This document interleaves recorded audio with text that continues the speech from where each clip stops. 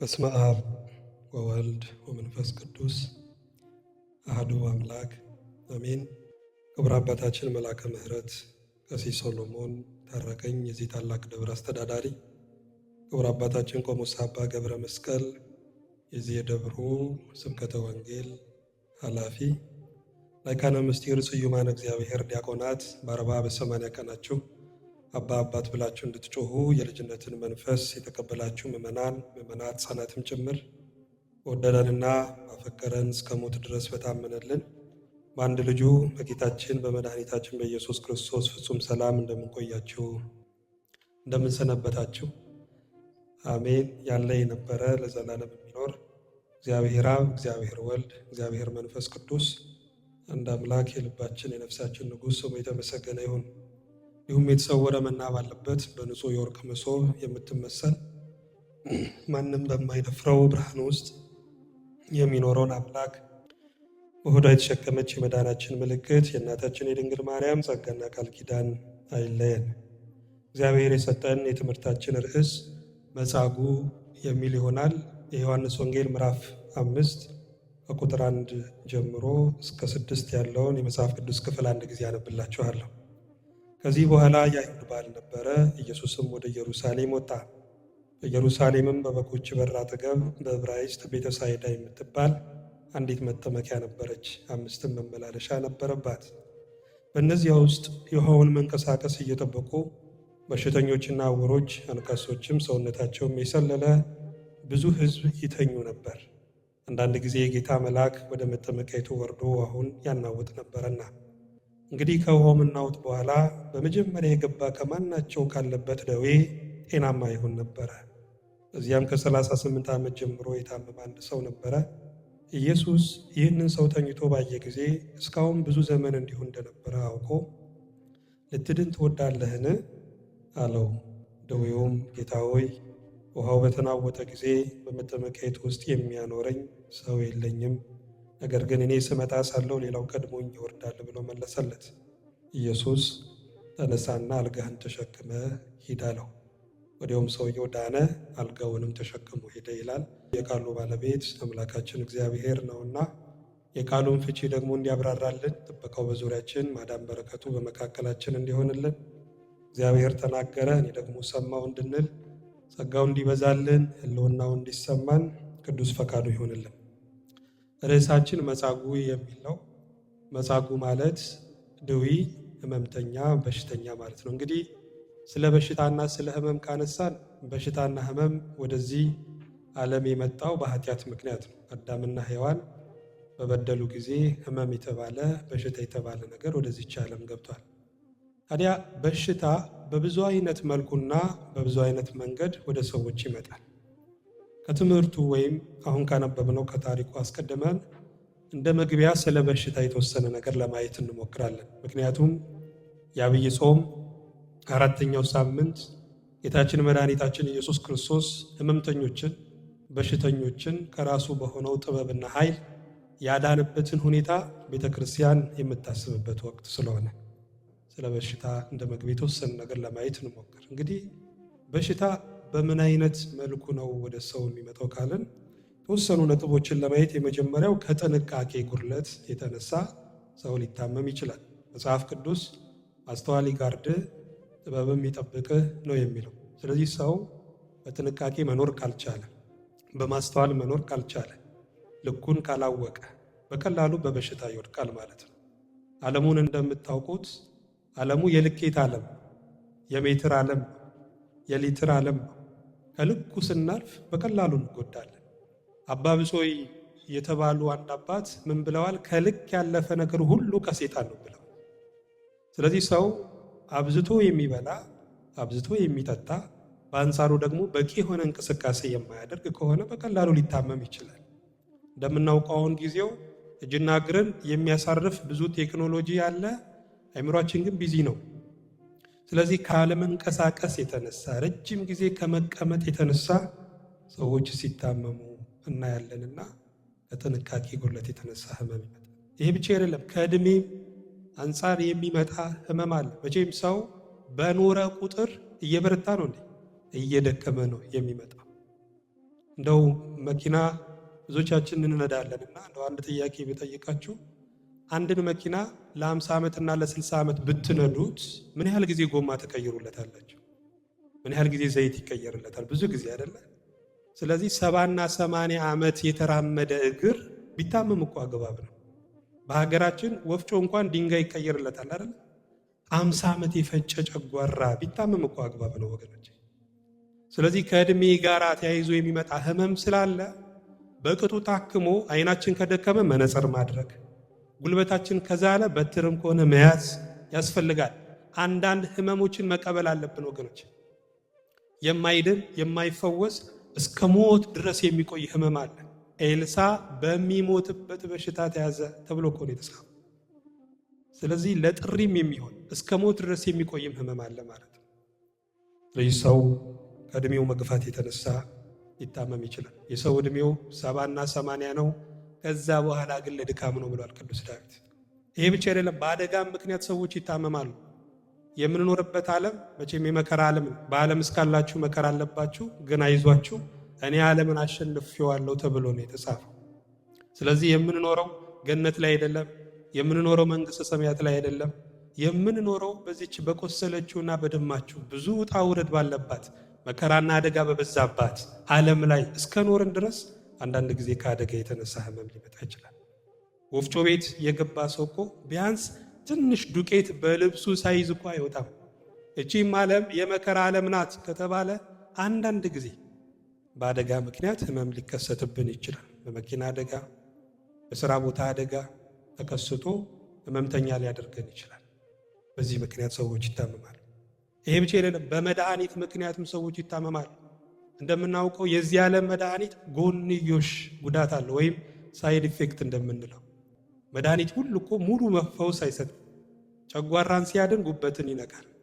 ለስኳር ለደም ግፊት የምንወስደው መድኃኒት አንዱን ሲያረጋጋ አንዱን ያብሳል። ሙሉ ፈውስ ያለው ጎንዮሽ ጉዳት የሌለው መድኃኒት እግዚአብሔር ብቻ ነው። ስሙ የተመሰገነ ይሁን። ይሄ ብቻ አይደለም፣ በኃጢአት ምክንያት በሽታ ይመጣል። ብዙ ሰው የሚጠነቀቀው መቼም በሽታ እንዳይዝ ነው አይደለ? እጁን የሚታጠበው ምግቡን በደንብ የሚያበስለው በሽታ እንዳይዘው ነው። ለኃጢአት ግን አይጠነቀቅም። ኃጢአት ማለት ግን በቤተ ክርስቲያናችን ሲፈታ ማጣት ነው። ጤናን ማጣት፣ ሰላምን ማጣት፣ ልጅነትን ማጣት፣ እግዚአብሔር የሰጠንን በጎ ነገር ሁሉ ማጣት ኃጢአት ይባላል። ስለዚህ ሰው በኃጢአት እስከተመላለሰ ድረስ አንድ ቀን በደዌ መያዙ አይቀርም። ለዚህ ምሳሌ መጻጉዕ ነው። መጻጉዕን ክርስቶስ ካዳነው በኋላ በቤተ መቅደስ ያገኘው ምንድን ነው ያለው? ከዚህ የባሰ እንዳያገኝ ድጋሚ ኃጢአት አትስራ ነው ያለው። ምክንያቱም በኃጢአት ምክንያት ምን ስለሚመጣ? በሽታ ህመም ስለሚመጣ። ይሄ ብቻ አይደለም፣ በሰይጣንም ምክንያት ደግሞ ህመም ሊመጣ ይችላል። ባላጋራችሁ ዲያብሎስ የሚውጠውን ፈልጎ እንደሚያገሳ አንበሳ ይዞራልና ተብሎ ተጽፏል። ከኦሪት ዘፍጥረት እስከ ዮሐንስ ራእይ ድረስ አንድም ቦታ ሰይጣን ተኝቷል ተብሎ እኮ አልተጻፈም። እኛን ለማሳመም እኛን ከጽድቅ ህይወት ለማውጣት እጅግ የተጋ ጠላት ነው ወገኖች። ለዛ ነው ወገባቸው የታጠቀ መብራታቸው የበራ ይሁን፣ ለሰላም ወንጌል በመዘጋጀት እግሮቻችሁ ተጫምተው ይቁሙ፣ የመዳንን ራስ ቁር የህይወትንም ሰይፍ ያዙ፣ በሃይማኖት ዝናር ወገባችሁን ታጠቁ ያለው ጠላት ስላለብን ነው ወገኖች። ጠላት የለብኝም ካላችሁ ሞኞች ናቸው። እንኳን እኛ ምንም የማታውቀው ርግብ እንኳን ጠላት አለባት፣ ነጣቂ ያለባት ወገኖች። ስለዚህ ጠላት እንዳለበት ሰው ተጠንቅቆ መኖር ያስፈልጋል። ምክንያቱም ከሰይጣን ደግሞ የሚመጣ በሽታ ስላለ። በመጨረሻ ለጸጋ ደግሞ የሚሰጥ በሽታ አለ። አሁን በሽታን ሁሉ ከኃጢአት ጋር የሚያገናኙ ሰዎች አሉ። ህመምተኛ ሊጠይቁ ሂደው ንስሐ ግቢ፣ ምናልባት በስውር የሰራሽው ኃጢአት አለ የሚሉ እኮ አሉ። ግን በሽታ ሁሉ የኃጢአት ውጤት አይደለም ወገኖች። ለጸጋ ደግሞ የሚሰጥ አለ፣ ለትህትና የሚሰጥ አለ ወገኖች። 5 እና 6 በሽታ ይዘው የሚኖሩ መዳንና መፈወስ ራሱ የማይፈልጉ እኮ ብዙ አባቶች አሉ። ጳውሎስን ታስታውሳላችሁ። በመገለጥ ታላቅነት እንዳልመካ የሰይጣን መልእክተኛ ተሰጠኝ እኮ ነው የሚለው። ጎኑን የሚወጋ ራሱን የሚያሳምም የሰይጣን መልእክተኛ ተሰጠኝ። ለምን? እኔ ከሁሉ የምበልጥ ነኝ ብዬ እንዳላስብ። ሰማይን አይቻለሁ። እስከ 3ኛው ሰማይ ድረስ ሂጄ የመላእክትን ዝማሬ ለሰው ቢነገር ሰው የማያምነው ጆሮን ጭው የሚያደርገውን ምስጢር አይቻለው ብዬ እንዳልመካ ትዕቢተኛ እንዳልሆን ማለት ነው። የሰይጣን መልእክተኛ ወይም ሕመም ተሰጠኝ ይላል። አንዳንድ ጊዜ እግዚአብሔር ወደ መከራ የሚያስገባን በሕመም ውስጥ እንድናልፍ የሚያደርገን ባጭሩ ትዕቢተኞች እንዳንሆን ራሳችንን በልኩ እንድናይ ነው፣ በመጠኑ እንድናይ ነው። ወገኖች እግዚአብሔር ከሚወደው ነገር አንዱ ትህትና ነው። ለዛ ነው ብዙ ቅዱሳን የተመረጡበትን ምክንያት ስታዩ ትህትና እኮ ነው። ትህትና መቅለስለስ አይደለም። ትህትና የበታችነት ስሜት አይደለም። ትህትና ለመጀመር መፍራትም አይደለም። ትህትና ራስን በልኩ በመጠኑ ማየት ነው። ችሎ ላስቻለን፣ አይቶ ላሳየን፣ ሰርቶ ላሰራን አምላክ ክብርና ምስጋናን መስጠት ይህ ትህትና ይባላል። ትሁታን እንድንሆን እግዚአብሔር በሕመም ውስጥ ሊያሳልፈን ይችላል። እንግዲህ ወደ አነበብነው የመጽሐፍ ቅዱስ ክፍል ስንመጣ የዮሐንስ ወንጌል ምዕራፍ 5 ቁጥር 1 ላይ ከዚህ በኋላ የአይሁድ በዓል ነበረ፣ ኢየሱስም ወደ ኢየሩሳሌም ወጣ ይላል።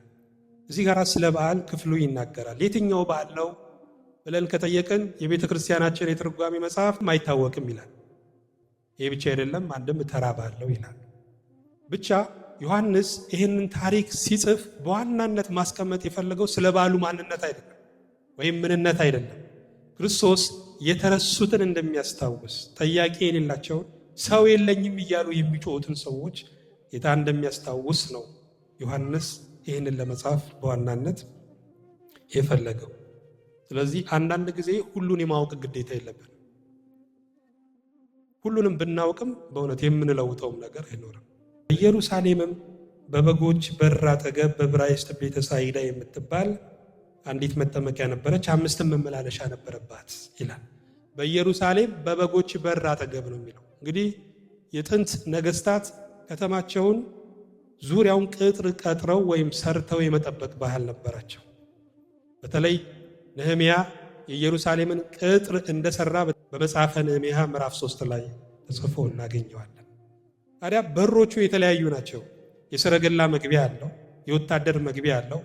ሰዎች በእንግድነት ሲመጡም ደግሞ የሚገቡበት በር አለው። ደግሞም የበጎችን በር ነበረው። ሰዎች ወደ ኢየሩሳሌም ለእግዚአብሔር መስዋዕት ለማቅረብ በግ ይዘው ሲመጡ መጀመሪያ የሚያልፉት በዛች በበጎች በር ነበረ የሚያልፉት። በዛ አልፈው ነው ወደ ከተማው መግባት የሚችሉት። ጌታችን መድኃኒታችን ኢየሱስ ክርስቶስም ለዓለም ድነት የመጣ መሆኑን ቤዛ ሁሉ ዓለም መሆኑን ለማስረዳት በዛች በር እንዳለፈ ብዙዎች ያምናሉ። ወገኖች ግን የሚገርማችሁ ብዙ በጎች በዛ በር አልፈው በኢየሩሳሌም ባለው ቤተ መቅደስ ቢሰውም ግን ኃጢአትን ማስወገድ አልቻሉም ነበር። የብሉይ ኪዳን መስዋዕት ኃጢአትን የሚያርቅ ሳይሆን ኃጢአትን የሚያዳፍን ነበረ። ነዋ በግው ዘያሐትት ወያሴስል ኃጢአት ዓለም የተባለለት እነሆ የዓለምን ኃጢአት የሚያስወግድ የእግዚአብሔር በግ የተባለለት መድኃኒታችን ኢየሱስ ክርስቶስ ግን ለአንዴና ለመጨረሻ ጊዜ ራሱን በመስቀል ላይ መስዋዕት አድርጎ አቅርቦ በግ ነውና ተሰውቶ ለዓለም ድህነት ሲሰጥ እናየዋለን። በዛች በበጎች በር አጠገብ ቤተ ሳይዳ የምትባል መጠመቂያ ስፍራ ነበረች ይላል። ቤተ ሳይዳ ማለት ምን ማለት?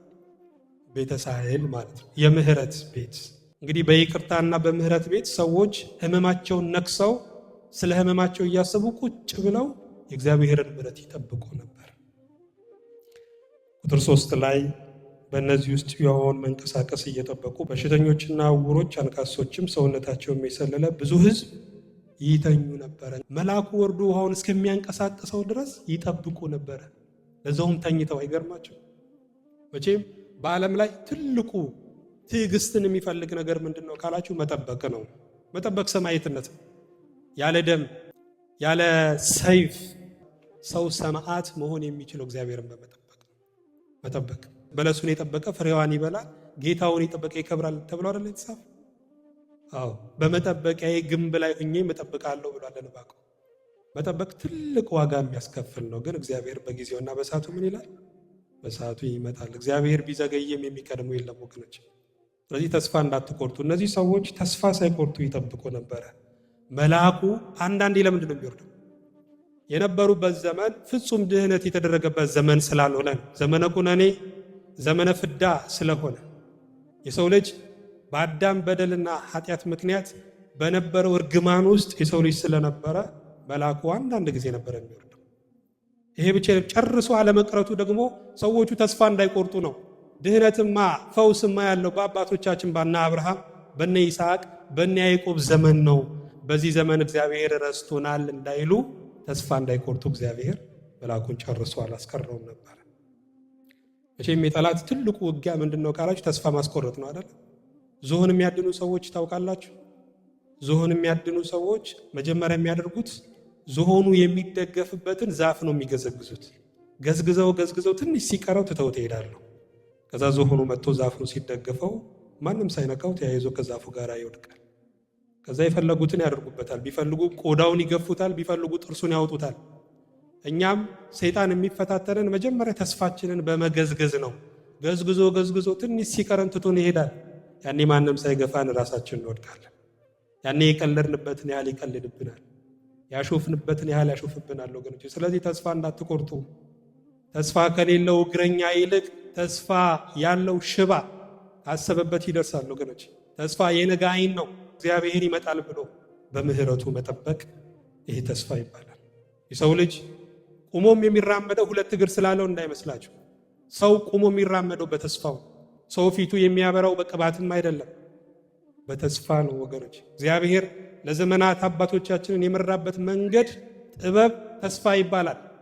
እግዚአብሔር አብርሃምን በተስፋ ከካራን አወጣው፣ በተስፋ መራው፣ በተስፋ ባረከው፣ አበዛሃለሁ እያለ ዘር የጠላትን ደጅ ይወርሳል፣ ዘር እንደ ሰማይ ከዋክብት እንደ ምድር አሸዋ ይሆናል እያለ እግዚአብሔር አብርሃምን በተስፋ ነው ያኖረው ወገኖች። ስለዚህ ተስፋ እንዳትቆርጡ፣ ተስፋ እንደሌላቸው እንደሌሎቹ ደግሞ እንዳታዝኑ ተብሎ ተጽፏል ወገኖች። ተስፋ የሌለው ሕዝብ አለ። አባት ያለው ልጅ፣ ጌታ ያለው ሕዝብ ሙሉ ተስፋ አለው ተብሎ ይነገራል ወገኖች። እኛ አባት አለን። ቁጥር 5 ላይ በዚያም ከ38 ዓመት ጀምሮ የታመመ አንድ ሰው ነበረ። አይከብድም? 38 ዓመት ሙሉ አልጋ ላይ መተኛት። ይህ ሰው የእድሜውን ግማሽ አልጋ ላይ ነው ያሳለፈው ማለት ነው። አይደለም 38 ዓመት፣ በእውነት 38 ሰዓት እንኳን አልጋ ላይ መተኛት እኮ ከባድ። ወገብ እኮ ይቆስላል፣ ጀርባ ይላጣል እኮ። ይህ ሰው ግን እንደ ትኋን አልጋ ላይ ተጣብቆ 38 ዓመት ሙሉ ኑሯል። ደግሞ የመዳን እድል አምልጦታል። እንደምታውቁት በቤተ ሳይዳ በመጠመቂያው ስፍራ ሰዎች የተኙት ለውድድር ነው፣ ቀድሞ ውሃ ውስጥ ለመግባት ነው። ይህ ሰው ስለሌለው አቅም ስለሌለው አቅም ያለው ጉልበት የለው ቀድሞ እየገባ ሲፈወስ፣ ይህ ሰው ግን በህመሙ ምክንያት 38 ዓመት የመዳን እድል አምልጦት ነበር። ኢየሱስም ይህንን ሰው ተኝቶ ባየ ጊዜ እስካሁን ብዙ ዘመን እንዲሁ እንደነበረ አውቆ ልትድን ትወዳለህን አለው። ስለዚህ እግዚአብሔር ያውቃል ማለት ነው። እስመ ያእምር እግዚአብሔር ፍኖቶሙ ለጻድቃን ወፍኖቶሙ ለኃጥአን ትጠፍ ነው የሚለው። እግዚአብሔር የጻድቃንን መንገድ ያውቃል፣ የበደለኞችን መንገድ ትጠፋለች ተብሎ ተጽፏል። ማግኘት ማጣታችንን እግዚአብሔር ያውቃል። መውደቅ መነሳታችንን፣ መብላት መጠገባችንን፣ መጠጣት መርካታችንን እግዚአብሔር እኮ ያውቃል። እግዚአብሔር በሰማይ ነው ያለው ሲባል እንደው የማያውቅ ይመስለናል። አንዳንዴ ደመናት የሚጋርዱት ሰማያት የሚጋርዱትና የሚሸፍኑት ይመስለናል። ለዛ ነው እኮ እስራኤላውያንን እግዚአብሔር የወቀሰው። ሰማይ ዙፋኔ ነው፣ ምድርም የእግሬ መረገጫ ናት። ለእኔ ምን አይነት ቤት ትሰሩልኛላችሁ? እኔን ወስኖ እኔን ገድቦ ከልሎ የሚይዝ ምን አይነት ቤት ትሰሩልኛላችሁ? ስለዚህ ልሁን የሰው እጅ በሰራው ቤት ተወስኖ ተከልሎ አይኖርም አላቸው።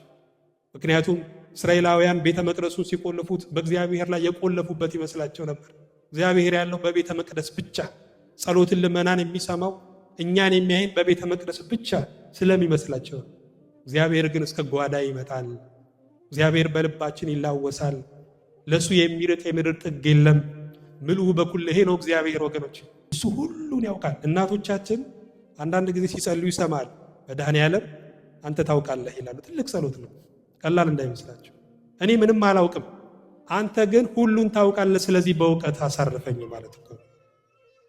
እኔ ደካማ ነኝ፣ ምንም አልችልም፣ አንተ ግን ሁሉን ትችላለህ፣ ስለዚህ በኃይል ደግፈኝ ማለት ነው። አንተ ታውቃለህ ማለት አንተ ታውቃለህ የሚሉ ሰዎች ክፉውን ቀን ጨለማውን ቀን የሚያልፉ ሰዎች ናቸው። እሱ ያውቃል። ብዙ ዘመን እንዲህ እንደሆነ አውቆ ልትድን ትወዳለህን አለው።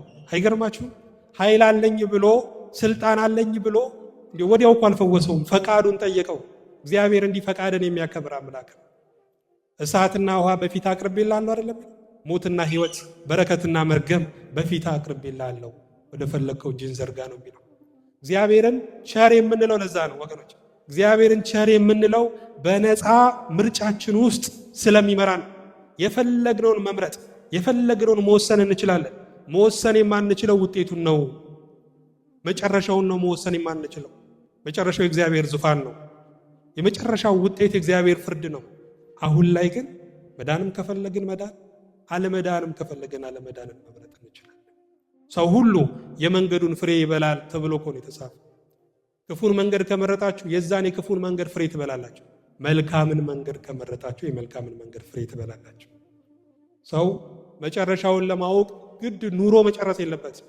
ዛሬ ላይ መልካም ከሆነ መጨረሻው መልካም፣ ዛሬ ላይ በጎ ከሆነ ሽምግልናው ያማረ የለመለመ ነው። ስለዚህ በተሰጠን ነፃ ፈቃድ በጎን እንድንመርጥ እግዚአብሔር ሁላችንም በቸርነቱ ይርዳል። በእውነት እግዚአብሔር እያለ በእውነት የሰይጣን ተገዢዎች ለምን ሰው ይሆናል? በረከት እያለ ለምን እንረገማለን? መንግሥተ ሰማያት ገነት እያለ ለምን ሲኦልና ገሃነመ እሳት እንወርዳለን? ምርጫችንን ያሳምርልን መድኃኔዓለም። ልትድን ትወዳለህን አለው። ድውዩም ጌታ ሆይ ውሃው በተናወጠ ጊዜ በመጠመቂያይቱ ውስጥ የሚያኖረኝ ሰው የለኝም፣ ነገር ግን እኔ ስመጣ ሳለሁ ሌላው ቀድሞኝ ይወርዳል ብሎ መለሰለት። ይህንን ቃል የመለሰለት በሁለት ምክንያት ነው ሰው የለኝም ያለው። የመጀመሪያው ክርስቶስ በወቅቱ የ30 ዓመት ጎልማሳ ነበረ። ስለዚህ መልአኩ ወርዶ ውሃውን ሲያናውጥ በጉልበቱ ባለው አቅም አንስቶ ውሃ ላይ ይጥለኛል ብሎ ስላሰበ ነው ሰው የለኝም ያለው። ይሄ ብቻ አይደለም፣ ጌታን ብዙ ሰው ይከተለው ነበር። ከ10 ከተማ ከብዙ መንደር ተውጣተው ብዙ ሰዎች ክርስቶስን ይከተሉት ነበር። ስለዚህ ከሚከተሉት አንዱን ጎልማሳ አዞ መልአኩ ባህሩን ሲያናውጠው ቀድሞን ይጥለኛል ብሎ ስላሰበ ሰው የለኝም። የሚገርማችሁ ግን ወደ ህይወታችን ይህንን ቃል ስናመጣ ዛሬ ብዙ ሰው የለኝም የሚሉ ሰዎች እኮ አሉ።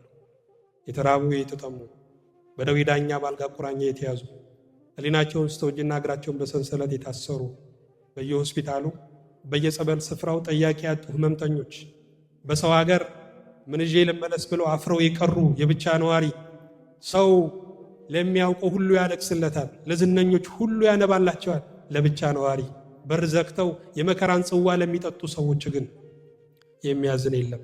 ስለዚህ ከዚህ የተነሳ ሰው የለኝም እያሉ የሚጮሁ ብዙ አሉ ወገኖች። በሀገራችን ምን ይባላል? በድሪት ውስጥ ያለ ጥጋብ፣ በካባ ውስጥ ያለ ረሃብ፣ በጎፈሬ ውስጥ ያለ ጽድቅ አይታወቅም ይባላል። ጸጉሩን ያጎፈረ ሁሉኛ እብድ ነው የሚመስለን አይደል? እንደዛ ሆነው ግን ጽድቅን የሚያደርጉ ብዙ ሰዎች እኮ አሉ። ካባ የለበሰ መኪና የሚነዳ ጥሩ ቤት ውስጥ የሚኖር ሰው ሁሉ የጠገበ ይመስለናል። ጥሩ እየለበሰ በር ዘግቶ የተራበ ብዙ ሰው አለ። ድሪቶ የለበሰ ሁሉ ራብተኛ ይመስለናል። ድሪቶ ለብሶ የጠገበ ግን ስንት አለ ወገኖች? አይታወቅም። እነዚህን መርጦ ለይቶ በጎ የሆነውን ነገር ማድረግ እጅግ መልካም። መንፈሳዊነታችን ክርስትናችን የሚለካው ከድሆች ጋር ባለን ግንኙነት ነው ወገኖች። ጌታ እንኳን በመጨረሻ ለፍርድ ሲመጣ የሚጠይቀው ጥያቄ የእምነት አይደለም፣ ወይም የቴዎሎጂ የሥነ መለኮት ጥያቄ አይጠይቅም። እናንተ በስሜ ያምናችኋልና ገነት ግቡ፣ በግራ ያሉትንም እናንተ አላመናችሁኝምና ሲኦል ግቡ አይልም። ስራብ አብልታችሁኛል ወይ? ስጠማ አጠጥታችሁኛል ወይ? ስታረዝ አልብሳችሁኛል ወይ? እንግዳ ሆኜ ስመጣ መች ተቀበላችሁኝ? ስታሰር መች ጎበኛችሁኝ? ብሎ የድሆችን ጥያቄ ነው የሚጠይቀው ወገኖች። ስለዚህ በመንፈሳዊ ሕይወት ትልቁ ቦታ ድሆችን ምስኪኖችን ማሰብ ነው። ቅዱስ ዮሐንስ አፈወርቅ እኮ እግዚአብሔርን ማየት ትፈልጋለህን? እንግዲያውስ ወደ ድሆች መንደር ሂድ፣ በዛ ተርቦ በዛ ተጠምቶ ታገኘዋለህ። ለድሃ ውሃ ምግብ ስትሰጥ፣ ለታመመ መድኃኒት ስትሰጥ፣ ጸበል ስትሰጥ ያኔ እግዚአብሔርን አገኘህ ማለት ነው ይላል ቅዱስ ዮሐንስ አፈወርቅ። በእውነት ለምን? ክርስቶስ የድሆች ምሳሌ ስለሆነ። እግዚአብሔር ባንክ ቤት የት ያለ ይመስላችኋል? የእግዚአብሔር ባንክ ቤት የድሆች ሆድ ነው። እግዚአብሔር መባችንን እግዚአብሔር ስጦታችንን የሚቀበለን በድሆች አፍ ነው። ናደራ ወገኖች፣ እኛ ስንጠግብ ዓለም ሁሉ የጠገበ እንዳይመስለን ማሰብ ያስፈልጋል። ምስኪኖችን መርዳት ያስፈልጋል። የቅዱስ ጳውሎስ መልእክት ወደ ገላትያ ሰዎች ምዕራፍ 6 ቁጥር 10 ላይ ለሰው ሁሉ ይላል፣ ይልቁንም ለቤተ ክርስቲያን ሰዎች በጎን አድርጉ፣ ለሰው ሁሉ። ምክንያቱም ሆድ ቋንቋ የለው፣ ሆድ ዘር የለው። የሆድ ዘሩ ምንድነው ካላችሁ መብል ነው። የሆድ ሃይማኖቱ ምንድነው ካላችሁ የሚበላ የሚጠጣ ነው። ስለዚህ ለሰው ሁሉ በስላሴ አርያ በስላሴ አምሳል ለተፈጠረ ለሰው ሁሉ በጎን አድርጎ ነው የሚለው ወገኖች። መልካሙን እንድናደርግ መድኃኔዓለም ሁላችንም በቸርነቱ ይርዳን። ሆነ ሰይጣን እጃችንን ቆርጦት እየሳቀብን ነው። ጉንድሽ አድርጎን እየሳቀብን ነው። አንድ ሰው እጁን ወደ እግዚአብሔር ከፍ አድርጎ ጌታ ሆይ እጄን ይልኛል፣ አልበደልኩም፣ በእጄ ደም አላፈሰስኩም፣ አልሰረኩም፣ እጄ ንጹህ ነው ይልኛል። አዎ አለው፣ እጄ ንጹህ ነው ግን ባዶ ነው። ንጹህ እጅ ግን ባዶ እጅ ምን ይሰራል? ጉንድሽ እጅ ምን ይሰራል? ወገኖች በስራ የተሞላ እጅ እንዲኖረን እግዚአብሔር ሁላችንም በቸርነቱ ይርዳን። ስለዚህ ሰው የለኝም ብሎ ለሚያጉረመርም ለዛ ምስኪን ሰው ክርስቶስ ሰው ሆኖ ተገለጠለት። በዛ ጊዜ ምን አለው? ኢየሱስም ተነሳና አልጋን ተሸክመ ሂድ አለው። ወዲያውም ሰውየው ዳነ፣ አልጋውንም ተሸክሞ ሄደ ይላል። ክብርና ምስጋና ለአምላካችን ይሁን። ተነሳና አልጋን ተሸክመ ሂድ። ይሄ ቃል አምላካዊ ቃል ነው፣ መለኮታዊ ቃል ነው። አንድ ሰው ሽባ የሆነ ሰውን ስታገኙ እጅን ዘርጋ ብትሉት አይስቅባቸው። የክርስቶስ ቃል ግን አምላካዊ ቃል ነው። የአንድ የሐኪም ቃልም አይደለም። ከዘላለም ዘመናት በፊት የነበረ መጀመሪያ የሌለው መጀመሪያ፣ መጨረሻ የሌለው መጨረሻ፣ መጀመሪያን ያስጀመረ አልፋ፣ ለመጨረሻ ድንበር ያደረገው ኦሜጋ የሱ ቃል ነውና አልጋን ተሸክመ ሂድ አለው። ያኔ የዛለው ጉልበቱ በረታ፣ አጥንቱ ለመለመ፣ ጅማቱም ጠነከረና ዘሎ ቆመ። 38 ዓመት ሙሉ የተሸከመችውን አልጋ እሱ ደግሞ በተራው ተሸክሟት ሄደ። እግዚአብሔር ስሙ የተመሰገነ ይሁን። ያድናል እንዲህ እግዚአብሔር ወገኖች፣ እግዚአብሔር ከሞት ያድናል። እግዚአብሔር ከህመም ከበሽታ ያድናል። እግዚአብሔር ከአጋንንት ያድናል። እግዚአብሔር ከህሊና ወቀሳ ያድናል። እግዚአብሔር ከዓለም ትችት ያድናል። ለዓለም ጥበብና እውቀት አስቸጋሪ ከሆነው ነገር እግዚአብሔር ያድናል። የሰራዊት አምላክ እግዚአብሔርን የመድኃኒት ነኝ ተብሎ ተጽፏል እኮ ወገኖች። መድኃኒት የሚባለው ነገር ያስጨነቀንን ነገር ገድሎ ለኛ ዕረፍት የሚሰጥ ነው። እግዚአብሔርም መድኃኒት የምንለው ያስጨነቀንን በሽታ ያስጨነቀንን አጋንንት አርቆ ለኛ እውነተኛ ሰላም የሚሰጠን ጌታ ስለሆነ ነው። ስሙ የተመሰገነ ይሁን። የሚገርማችሁ አልጋህን ተሸክመ ሂድ ነው ያለው። ከዚህ ምን ትማራላችሁ? እንደ አልጋው ተሸክመውን የኖሩ ብዙ ሰዎች አሉ አይደለ? በህይወታችን ውስጥ አለማወቃችንን የተሸከሙ፣ ድህነታችንን የተሸከሙ፣ ችግራችንን የተሸከሙ፣ ልጅነታችንን ጭምር የተሸከሙ ብዙ ሰዎች አሉ። እኛ ቀን ሲወጣልን እግዚአብሔር በከፍታ ላይ ደግሞ ሲያስቀምጠን የተሸከሙንን ሰዎች እኛ ደግሞ በተራችን እንድንሸከም ከዚህ ታሪክ እንማራለን ወገኖች። ለእኛ ዋጋ የከፈሉ የሉ? እነሱን ማሰብ እጅግ መልካም። በተለይ ቤተሰቡን የማያስብ ሃይማኖቱን እንደካደ ነው ይላል እኮ መጽሐፍ ቅዱስ። ጌታን እንኳን ይሁት በመስቀል ላይ ተሰቅሎ ደሙ ፈሶ እጅና እግሮቹ በችንካር ተወጥረው ለሱ በሚታሰብለት ለሱ በሚታዘንለት ሰዓት ለእናቱ እኮ ያስብ ነበረ። እነሆ እናት እያለ ለደቀ መዝሙሩም ያስብ ነበር፣ እነሆ ልጅሽ እያለ። እኛም ዛሬ ምንም ባይመቸንም በስደትም ብንሆን በመከራ ብንሆን ግን ደግሞ ስለ ቤተሰብ ማሰብ ስለ ወገኖቻችን ማሰብ እጅግ መልካም ነው ወገኖች፣ እጅግ መልካም ነው። አጠቃላይ ከዚህ ታሪክ ምንድነው የምንማረው? እግዚአብሔር ያስታውሳል። እግዚአብሔር የረሳችሁ የመሰላችሁ፣ በእግዚአብሔር ፍቅር የተጠራጠራችሁ፣ እሱ በሰጠው ተስፋ እጅግ ያዘናችሁ፣ እግዚአብሔር ያስቀመጠውን አይረሳም ወገኖች። ሰው ሊረሳ ይችላል፣ ሰው ሊዘነጋ ይችላል። እንደ ሰው ዝንጉ ፍጥረት የለም። እግዚአብሔር ግን የማይረሳ በሰዓቱና በጊዜው የሚገለጥ አምላክ። ስለዚህ ጊዜውን ብቻ ጠብቁ። እግዚአብሔር 4 ሰዓት የሚሰራውን 10 ሰዓት አይሰራውም። 10 ሰዓት የሚሰራውንም 4 ሰዓት አይሰራውም። እነሆ ነገሩ ሁሉ በጊዜው ውብ አድርጎ ሰራው እኮ ነው የሚለው። በጊዜው ነው ሁሉን የሚያሳምረው። ያለ ጊዜው ምንም ነገር አያምርም። ያለ ጊዜው ጽንስም ቢሆን ጭንጋፍ ነው። ያለ ጊዜው እህልም ቢሆን ጮርቃ ነው፣ አይበላም። በጊዜው ግን ጽንስም ቢሆን ተወልዶ ይሳማል፣ እህልም ቢሆን አፍርቶ ይበላል ወገኖች። እግዚአብሔርም በጊዜው የሚያከብር ጌታ ነው። ጊዜውን እንድንጠብቅ ዳንኤልም በቸርነት ሁላችንን ይርዳን። ሰው የለኝም እያሉ የሚያዝኑትን እንድናስብ፣ በጎነትን ቸርነትን እንድናበዛና መንግስቱን እንድንወርስ የአምላካችን ቅዱስ ፈቃዱ ይሆንልን።